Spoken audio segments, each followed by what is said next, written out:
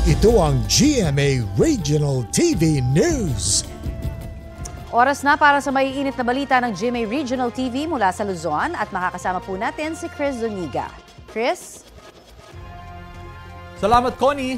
Hinahanap ngayon ang isang binatilyo na magsasampung araw nang nawawala sa Kalasyaw dito sa Pangasinan.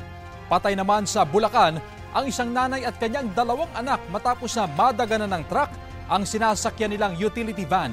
Ang mainit na balita hatid ni Jeric Pasilyao ng GMA Regional TV.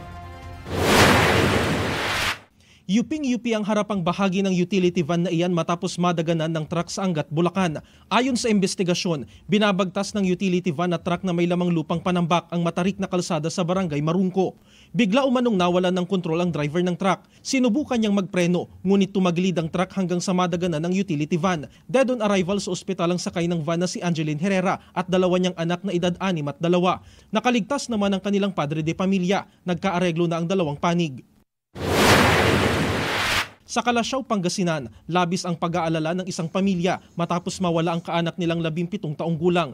Kwento ng tiyahin ng nawawalang si John Lloyd De Vera, pasado 11:00 ng gabi noong November 23 nang magpaalam ang binata na pupunta lang sa convenience store. Ngunit matapos ang ilang oras, hindi pa siya umuwi. Lumalabas naman po siya pero bumabalik din siya kaagad. Kaya lang nagtataka kami yung gabi na yon, bakit hindi po siya bumalik? Kasi naabangan ko siya lagi pag dumadaan siya eh.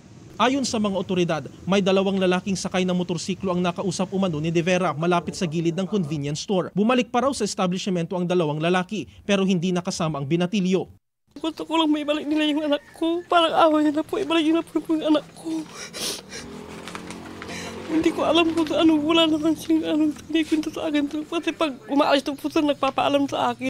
Huling nakita si De Vera, suot ang isang itim na t-shirt, jersey shorts at nakatsinelas. Patuloy ang investigasyon ng pulisya sa pagkawala ng binatilyo.